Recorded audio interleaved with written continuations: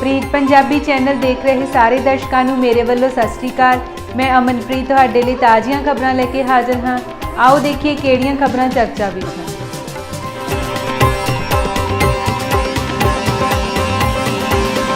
शुरुआत करते हाँ चन्नी सिद्धू अज मुड़ तो सांझी प्रैस कॉन्फ्रेंस करनगे। एक तो बाद एक पहला प्रैस कॉन्फ्रेंस हो रही सी खिलाफ ते हुण हो रही ने नाल।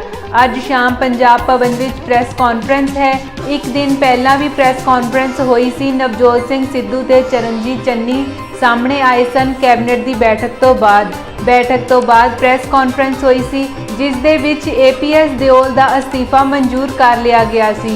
AG दे अहुदे तो इसका ऐलान CM ने कीता सी। अज फिर एक बार प्रैस कॉन्फ्रेंस करन जा रहे ने। सांझी प्रैस कॉन्फ्रेंस होवेगी। शाम पंजाब भवन विच ये प्रैस कॉन्फ्रेंस होवेगी। पंजाब दे CM चरणजीत चन्नी ते पंजाब कांग्रेस दे प्रधान नवजोत सिंह सिद्धू इसे तरह एक बार मुड़ तो इको फ्रेम दे विच नज़र आउणगे। 24 घंटे दे विच दूजी प्रैस कॉन्फ्रेंस होवेगी।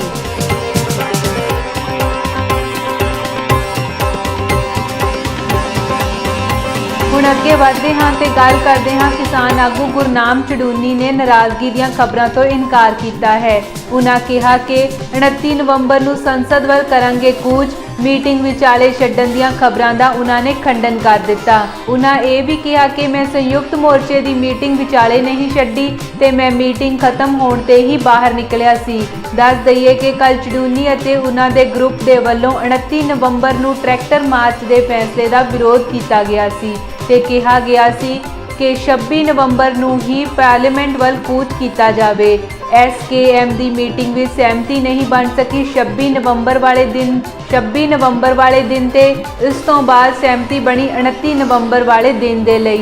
29 नवंबर ਨੂੰ 500 किसान जिन्हां दा बकायदा नाम लिखिया जाएगा, नाम रजिस्टर्ड किया जाएगा, वही कूच करनगे। टीकरी बॉर्डर ते गाजीपुर बॉर्डर वाले पासे तो 30 ट्रैक्टर होणगे जिन्हां दे उत्ते ये किसान जाणगे। रात चल रही है, सुना है कल मीटिंग छोड़कर भी आ गए। नहीं, वो गलत बयान आया। बिल्कुल किसी अखबार वाले ने जो छाप दिया, मीटिंग छोड़कर मैं बिल्कुल नहीं आया। मीटिंग समाप्त होने के बाद आया। कुछ बाहर लोग थे, कुछ बाहर किसान लोग थे जिन्होंने इस बात पे इतराज़ किया कि जब मीटिंग चल रही है, फैसला भी क्लियर नहीं हुआ है, उसके पहले कोई आदमी मीटिंग से आके बाहर कोई टेलीविज़न को बयान देता है, वो प्रोटोकॉल के विरुद्ध है, वो संयुक्त मोर्चे के प्रोटोकॉल के भी विरुद्ध है। उस बात का हम तो अंदर बैठे थे, हमें तो पता भी नहीं लगा कि क्या मैटर है। लेकिन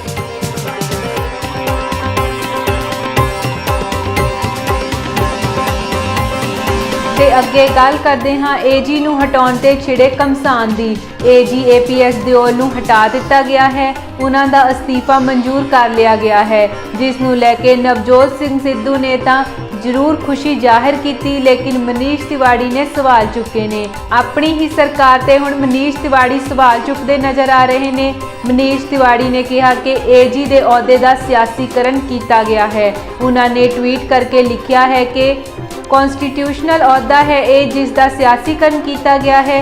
APS दिओल अते अतुल नंदा दोवें इसके शिकार हुए ने। उन्होंने कहा कि AG ना किसी केस नाल बन्निया हुंदा है ते ना ही किसी क्लाइंट नाल। मनीष तिवाड़ी सवाल चुकते नज़र आ रहे ने। नाल ये भी कहा है कि एक वकील का काम है केस लड़ना, क्लाइंट कोई भी होवे तां ये भी कहा है कि ना तो वकील किसी केस नाल बन्निया हुंदा है ते ना ही किसी क्लाइंट नाल। इसे करके इस अहुदे का सियासीकरण ना किया जाए। मनीष तिवाड़ी ने ट्वीट किए ने ते सवाल चुके ने कि AG दे अहुदे का सियासीकरण करना मंदभागा है। मनीष तिवाड़ी सवाल चुकते नज़र आ रहे ने। मनीष तिवाड़ी ने ट्वीट किया ते लिखा है क्योंकि हुण पंजाब सरकार नवे एडवोकेट जनरल नूं नियुक्त करन जा रही है, इसलिए सलाह है कि इस बार बार कौंसल ऑफ इंडिया के नियमां नूं ध्यान विच रख के ही नियुक्त किया जाए। एक वकील, कोर्ट, ट्रिब्यूनल अते अथॉरिटी सामने कोई भी केस लैण नूं पाबंदी है। उस नूं अपने साथी वकीलों के बराबर अते केस मुताबक फीस वसूलनी चाहिए है। कुछ खास हालात विच वो कोई केस लैण तो इनकार भी कर सकता है। तो मनीष तिवाड़ी ने दूजा ट्वीट करके लिखा कि AG दे अहुदे का सियासीकरण इस दे संविधानिक कामकाज नूं प्रभावित करता है। पंजाब के दोवें साबका AG सियासी घमसान विचाले ਪੰਚਿੰਗ ਬੈਗ ਦੀ ਤਰ੍ਹਾਂ ਇਸਤੇਮਾਲ ਕੀਤੇ ਗਏ। ਏਜੀ ਦਫ਼ਤਰ ਵਰਗੇ ਅਦਾਰੇ ਨੂੰ ਢਾਹ ਲਗਾਉਣ ਵਾਲਿਆਂ ਨੂੰ ਯਾਦ ਰੱਖਣਾ ਚਾਹੀਦਾ ਹੈ ਕਿ ਇੱਕ ਵਕੀਲ ਕਿਸੇ ਕੇਸ ਜਾਂ ਕਲਾਇੰਟ ਨਾਲ ਵਿਆਹਿਆ ਨਹੀਂ ਹੁੰਦਾ। ਮਨੀਸ਼ ਤਿਵਾੜੀ ਟਵੀਟ ਦੇ ਜ਼ਰੀਏ ਸਵਾਲ ਚੁੱਕਦੇ ਨਜ਼ਰ ਆ ਰਹੇ ਨੇ।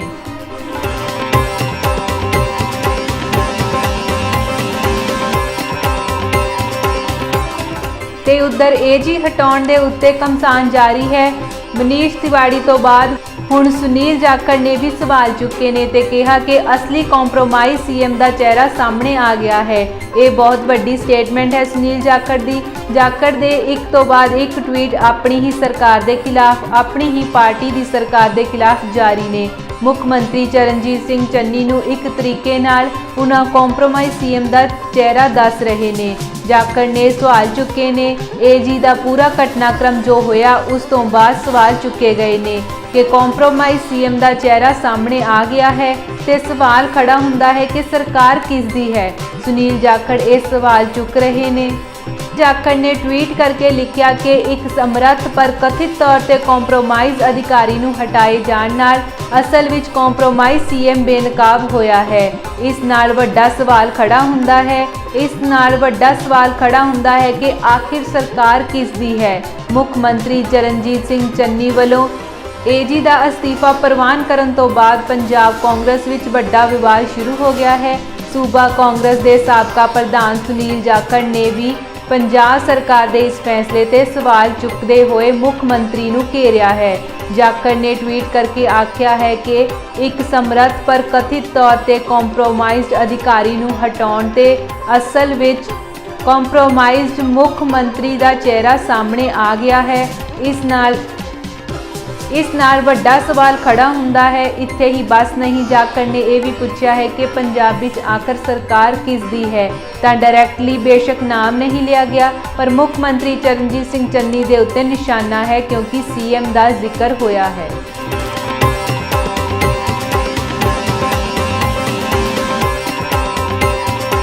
ਤੇ ਅੱਗੇ ਗੱਲ ਕਰਦੇ ਹਾਂ ਪੰਜਾਬ ਕੈਬਨਿਟ ਦੀ ਅਹਿਮ ਮੀਟਿੰਗ ਦੀ। ਅੱਜ ਫਿਰ ਪੰਜਾਬ ਕੈਬਨਿਟ ਦੀ ਅਹਿਮ ਮੀਟਿੰਗ ਹੋਣ ਜਾ ਰਹੀ ਹੈ। ਮੁੱਖ ਮੰਤਰੀ ਚਰਨਜੀਤ ਸਿੰਘ ਚੰਨੀ ਦੀ ਅਗਵਾਈ ਵਿੱਚ ਸ਼ਾਮ 7 ਵਜੇ ਮੀਟਿੰਗ ਹੋਵੇਗੀ। ਸਪੈਸ਼ਲ ਸੈਸ਼ਨ ਵਿਧਾਨ ਸਭਾ ਦਾ ਜਿਹੜਾ ਚੱਲ ਰਿਹਾ ਹੈ, 11 ਨਵੰਬਰ ਨੂੰ ਦੂਸਰਾ ਦਿਨ ਹੋਵੇਗਾ ਉਸ ਸੈਸ਼ਨ ਦਾ। ਉਸ ਨੂੰ ਲੈ ਕੇ ਇਸ ਕੈਬਨਿਟ ਬੈਠਕ ਵਿੱਚ ਚਰਚਾ ਹੋਵੇਗੀ। ਕੱਲ ਪੇਸ਼ ਹੋਣ ਵਾਲੇ ਬਿੱਲਾਂ ਤੇ ਮੋਹਰ ਲੱਗੇਗੀ। BSF ਦੇ ਮੁੱਦੇ ਤੇ ਲਿਆਂਦੇ ਜਾਣ ਵਾਲੇ ਪ੍ਰਸਤਾਵ ਨੂੰ ਅੰਤਿਮ ਰੂਪ ਇਸ ਕੈਬਨਿਟ ਦੇ ਵਿੱਚ ਦਿੱਤਾ ਜਾਵੇਗਾ। ਤਾਂ ਅਹਿਮ ਮੀਟਿੰਗ ਹੋਣ ਜਾ ਰਹੀ ਹੈ। ਕੱਲ ਨੂੰ ਜਿਹੜੇ ਬਿੱਲ ਵਿਧਾਨ ਸਭਾ ਦੇ ਸੈਸ਼ਨ ਵਿੱਚ ਪੇਸ਼ ਕੀਤੇ ਜਾਣੇ ਨੇ ਉਹਨਾਂ ਦੇ ਉੱਤੇ ਮੋਹਰ ਲੱਗੇਗੀ ਤੇ BSF ਦੇ ਅਧਿਕਾਰ ਖੇਤਰ ਦਾ ਮੁੱਦਾ, ਉਸ ਤੇ ਜਿਹੜਾ ਮਤਾ ਲਿਆਉਣਾ ਹੈ ਪੰਜਾਬ ਸਰਕਾਰ ਨੇ, ਉਸ ਪ੍ਰਸਤਾਵ ਨੂੰ ਅੰਤਮ ਰੂਪ ਦਿੱਤਾ ਜਾਵੇਗਾ। ਹੋਰ ਵੀ ਕਈ ਮਤੇ ਆ ਸਕਦੇ ਨੇ। ਖੇਤੀ ਕਾਨੂੰਨਾਂ ਨੂੰ ਲੈ ਕੇ ਵੀ ਚਰਚਾ ਕੀਤੀ ਗਈ ਸੀ ਕਿ ਵਿਧਾਨ ਸਭਾ ਦੇ ਸੈਸ਼ਨ ਦੇ ਵਿੱਚ ਖੇਤੀ ਕਾਨੂੰਨ ਦੁਬਾਰਾ ਲਿਆਂਦੇ ਜਾਣਗੇ ਤੇ ਰੱਦ ਕੀਤੇ ਜਾਣਗੇ। ਤਾਂ ਇਸ ਨੂੰ ਲੈ ਕੇ ਚਰਚਾ ਹੋ ਸਕਦੀ ਹੈ ਕੈਬਨਿਟ ਮੀਟਿੰਗ ਦੇ ਵਿੱਚ।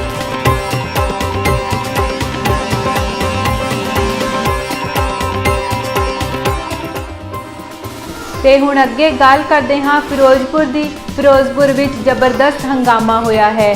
ਸਾਬਕਾ ਮੰਤਰੀ ਹਰਸਿਮਰਤ ਕੌਰ ਬਾਦਲ ਨੇ ਵਿਰੋਧ ਦਾ ਸਾਹਮਣਾ ਕਰਨਾ ਪਿਆ। ਕਾਂਗਰਸੀ ਵਰਕਰਜ਼ ਨੇ ਕਾਲੇ ਝੰਡੇ ਵਿਖਾਏ। ਇਸ ਦੌਰਾਨ ਕਾਂਗਰਸ ਤੇ ਅਕਾਲੀ ਵਰਕਰਜ਼ ਆਪੋ ਸਾਹਮਣੇ ਹੋ ਗਏ। ਇਸ ਮੌਕੇ ਉੱਤੇ ਪੁਲਿਸ ਬਲ ਵੀ ਮੌਜੂਦ ਰਹੀ। ਸਾਬਕਾ ਮੰਤਰੀ ਹਰਸਿਮਰਤ ਕੌਰ ਬਾਦਲ ਉੱਥੇ ਪਹੁੰਚੇ ਸਨ। ਉੱਥੇ ਕਾਂਗਰਸੀ ਵਰਕਰਾਂ ਨੇ ਵਿਰੋਧ ਪ੍ਰਦਰਸ਼ਨ ਕੀਤਾ, ਕਾਲੇ ਝੰਡੇ ਦਿਖਾਏ ਤੇ ਕਾਂਗਰਸ ਤੇ ਅਕਾਲੀ ਵਰਕਰਜ਼ ਆਮੋ ਸਾਹਮਣੇ ਹੋ ਗਏ। ਪੁਲਿਸ ਪਹਿਲਾਂ ਹੀ ਮੌਜੂਦ ਸੀ ਕਿਉਂਕਿ ਸਾਬਕਾ ਕੇਂਦਰੀ ਮੰਤਰੀ ਉੱਥੇ ਪਹੁੰਚ ਰਹੇ ਸਨ। ਇਸ ਸਭ ਦੇ ਵਿਚਾਲੇ ਤਣਾਅ ਵਾਲਾ ਮਾਹੌਲ ਬਣ ਗਿਆ। ਫਿਰੋਜ਼ਪੁਰ ਵਿੱਚ ਜ਼ਬਰਦਸਤ ਹੰਗਾਮਾ ਹੋਇਆ ਹੈ।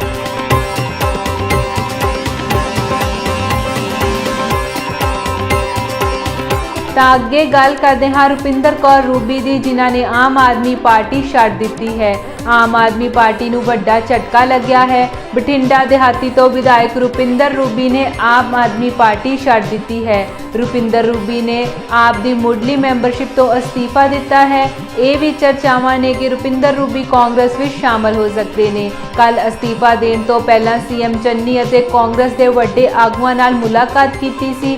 ਰੁਪਿੰਦਰ ਰੂਬੀ ਬਠਿੰਡਾ ਦਿਹਾਤੀ ਹਲਕੇ ਤੋਂ ਵਿਧਾਇਕ ਨੇ। ਪਿਛਲੇ ਦਿਨੀ ਉਹਨਾਂ ਨੇ ਭਗਵੰਤ ਮਾਨ ਨੂੰ ਸੀਐਮ ਫੇਸ ਐਲਾਨਣ ਦੀ ਜ਼ੋਰਦਾਰ ਢੰਗ ਨਾਲ ਮੰਗ ਕੀਤੀ ਸੀ ਅਤੇ ਸੀਐਮ ਫੇਸ ਐਲਾਨਣ ਵਿੱਚ ਦੇਰੀ ਨੂੰ ਲੈ ਕੇ ਪਾਰਟੀ ਦੀ ਟੌਪ ਲੀਡਰਸ਼ਿਪ ਤੇ ਸਵਾਲ ਚੁੱਕੇ ਸਨ।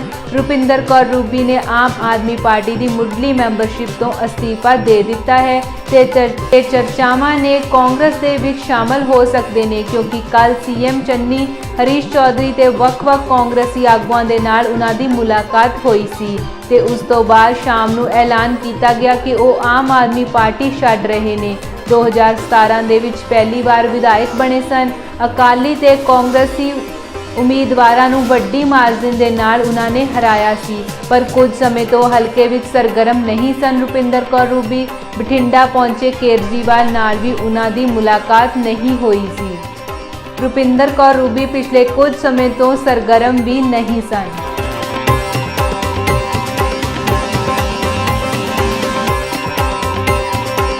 ਤੇ ਰੁਪਿੰਦਰ ਰੂਬੀ ਦੇ ਅਸਤੀਫੇ ਤੋਂ ਬਾਅਦ ਟਵਿੱਟਰ ਵਾਰ ਵੀ ਸ਼ੁਰੂ ਹੋ ਗਈ ਹੈ। ਆਮੋ ਸਾਹਮਣੇ ਹੋ ਗਏ ਨੇ ਰੁਪਿੰਦਰ ਰੂਬੀ ਤੇ ਹਰਪਾਲ ਚੀਮਾ ਵਿਰੋਧੀ ਧਿਰ ਦੇ ਆਗੂ ਨੇ ਆਮ ਆਦਮੀ ਪਾਰਟੀ ਤੋਂ।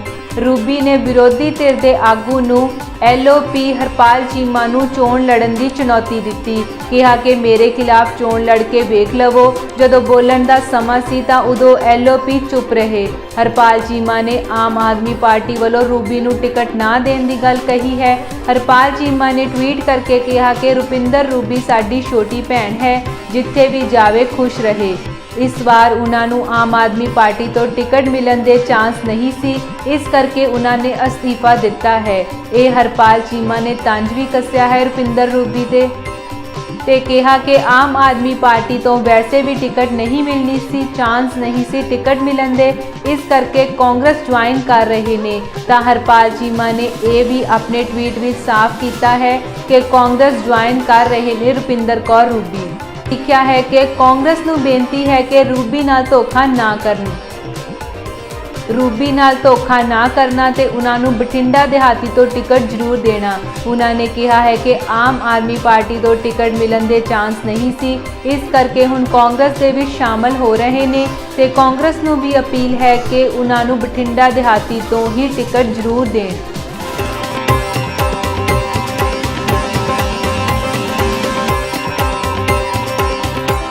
ਤਾਂ ਰੁਪਿੰਦਰ ਰੂਬੀ ਨੇ ਹਰਪਾਲ ਚੀਮਾ ਨੂੰ ਉਹਨਾਂ ਦੇ ਹੀ ਅੰਦਾਜ਼ ਵਿੱਚ ਜਵਾਬ ਦਿੱਤਾ। ਟਵੀਟ ਕਰਕੇ ਲਿਖਿਆ ਕਿ ਸਤਿਕਾਰਯੋਗ ਹਰਪਾਲ ਚੀਮਾ ਜੀ, ਤੁਹਾਨੂੰ ਵੀ ਪਤਾ ਹੈ ਕਿ ਪਾਰਟੀ ਪੰਜਾਬ ਨੂੰ ਕਿੱਥੇ ਲੈ ਕੇ ਜਾ ਰਹੀ ਹੈ, ਪਰ ਮੈਂ ਇਹ ਚੁੱਪਚਾਪ ਨਹੀਂ ਦੇਖ ਸਕਦੀ। ਜਦ ਤੁਹਾਡਾ ਬੋਲਣ ਦਾ ਸਮਾਂ ਸੀ ਤੁਹਾਡੇ ਤੋਂ ਬੋਲਿਆ ਨਹੀਂ ਗਿਆ, ਨਾ ਪੰਜਾਬ ਦੇ ਲੋਕਾਂ ਲਈ ਆਵਾਜ਼ ਚੁੱਕ ਸਕੇ, ਨਾ ਤੁਸੀਂ ਮੇਰੇ ਖਿਲਾਫ ਚੋਣ ਲੜ ਕੇ ਦੇਖ ਲਵੋ। ਤਾਂ ਰੂਬੀ ਨੇ ਚੁਣੌਤੀ ਦਿੱਤੀ ਹੈ ਹਰਪਾਲ ਚੀਮਾ ਨੂੰ ਕਿ ਤੁਸੀਂ ਮੇਰੇ ਖਿਲਾਫ ਚੋਣ ਲੜ ਕੇ ਦੇਖ ਲਵੋ। ਰੁਪਿੰਦਰ ਰੂਬੀ ਨੇ ਜਿਵੇਂ ਹੀ ਆਮ ਆਦਮੀ ਪਾਰਟੀ ਤੋਂ ਅਸਤੀਫਾ ਦਿੱਤਾ ਤਾਂ ਉਸ ਤੋਂ ਬਾਅਦ ਹਰਪਾਲ ਚੀਮਾ ਨੇ ਤੰਜ ਕੱਸਿਆ, ਤਾਂ ਰੂਬੀ ਨੇ ਵੀ ਜਵਾਬ ਦਿੱਤਾ ਹੈ। ਰੂਬੀ ਨੇ ਕਿਹਾ ਕਿ ਜਦ ਹਰਪਾਲ ਚੀਮਾ ਦੇ ਬੋਲਣ ਦਾ ਸਮਾਂ ਸੀ ਤਾਂ ਉਹਨਾਂ ਨੇ ਲੋਕਾਂ ਲਈ ਆਵਾਜ਼ ਨਹੀਂ ਚੁੱਕੀ। ਇਹ ਵੀ ਕਿਹਾ ਕਿ ਪਾਰਟੀ ਪੰਜਾਬ ਨੂੰ ਕਿੱਥੇ ਲੈ ਕੇ ਜਾ ਰਹੀ ਹੈ, ਇਹ ਵੀ ਸਭ ਨੂੰ ਪਤਾ ਹੈ।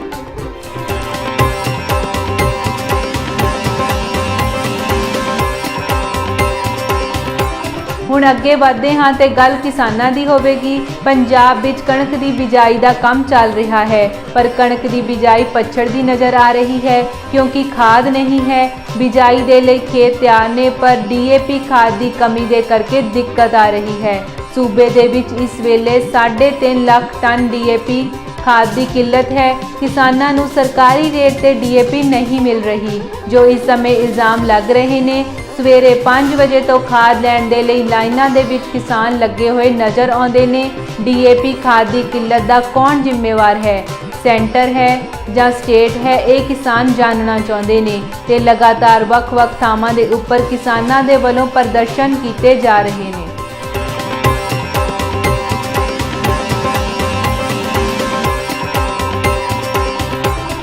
ਕੈਨੇਡਾ ਦੀਆਂ ਖਾਸ ਖਬਰਾਂ। ਫੈਡਰਲ ਸਰਕਾਰ ਦੀਆਂ ਕਲਾਈਮੇਟ ਪਾਲਿਸੀਜ਼ ਨਾਲ ਸਹਿਮਤ ਹਨ ਬਹੁਤੇ ਕੈਨੇਡੀਅਨ। ਸਕਾਟਲੈਂਡ ਵਿੱਚ ਹੋਈ COP26 ਕਲਾਈਮੇਟ ਸਮਿਟ ਵਿੱਚ ਪ੍ਰਾਈਮ ਮਿਨਿਸਟਰ ਜਸਟਿਨ ਟਰੂਡੋ ਵੱਲੋਂ ਪਾਲਿਸੀ ਸੰਬੰਧੀ ਕੀਤੇ ਗਏ ਕਈ ਐਲਾਨਾਂ ਤੋਂ ਬਹੁਤੇ ਕੈਨੇਡੀਅਨ ਸਹਿਮਤ ਹਨ। ਇਸ ਦਾ ਖੁਲਾਸਾ ਇੱਕ ਨਵੇਂ ਸਰਵੇ ਤੋਂ ਸਾਹਮਣੇ ਆਇਆ ਹੈ।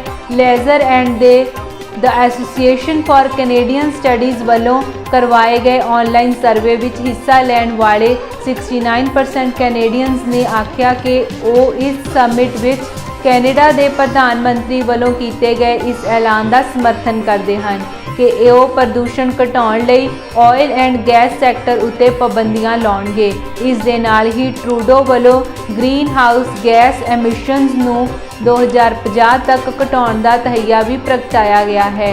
ਕੁਝ 65% ਕੈਨੇਡੀਅਨਸ ਦਾ ਇਹ ਵੀ ਕਹਿਣਾ ਹੈ ਕਿ ਉਹ 2030 ਤੱਕ ਸਰਕਾਰ ਦੀ ਕੋਇਲੇ ਦਾ ਐਕਸਪੋਰਟ ਕਰਨ ਉੱਤੇ ਰੋਕ ਲਾਉਣ ਦੀ ਨਵੀਂ ਪਾਲਿਸੀ ਦੇ ਹੱਕ ਵਿੱਚ ਵੀ ਹਨ। ਇਸ ਸਮੇਂ ਦੇਸ਼ 60% ਕੋਇਲੇ ਦਾ ਉਤਪਾਦਨ ਕਰਦਾ ਹੈ ਤੇ ਲਿਬਰਲ ਸਰਕਾਰ ਦੇ ਵਾਅਦੇ ਮੁਤਾਬਕ 36 ਮਿਲੀਅਨ ਟਨ ਦਾ ਟ੍ਰੇਡ ਬੰਦ ਕਰਕੇ ਉਹ ਆਪਣਾ ਇਹ ਟੀਚਾ ਹਾਸਲ ਕਰ ਸਕਦੀ ਹੈ।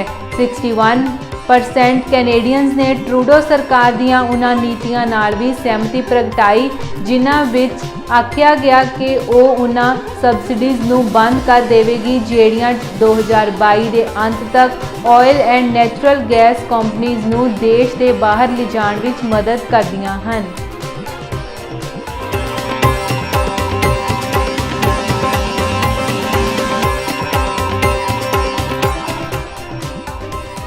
ਅੱਜ ਦੇ ਦਿਨ ਦਾ ਇਤਿਹਾਸ 10 ਨਵੰਬਰ 1879 ਪੰਜਾਬੀ ਦਾ ਪਹਿਲਾ ਅਖਬਾਰ ਗੁਰਮੁਖੀ ਅਖਬਾਰ ਸ਼ੁਰੂ ਹੋਇਆ।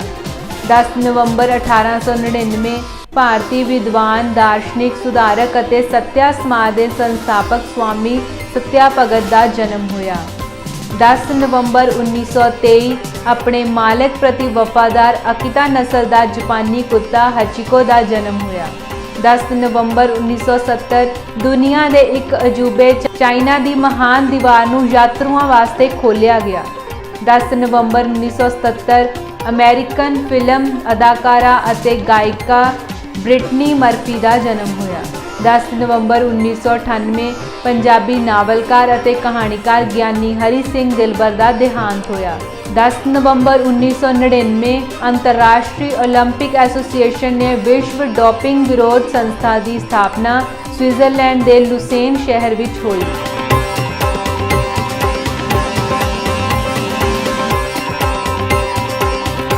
ਕੱਲ ਫਿਰ ਮਿਲਾਂਗੇ ਨਵੀਆਂ ਖਬਰਾਂ ਦੇ ਨਾਲ। ਮੈਨੂੰ ਦਿਓ ਇਜਾਜ਼ਤ। ਤਦ ਤੱਕ ਦੇਖਦੇ ਰਹੋ ਆਪਣਾ ਪਸੰਦੀਦਾ ਚੈਨਲ ਪ੍ਰੀਤ ਪੰਜਾਬੀ।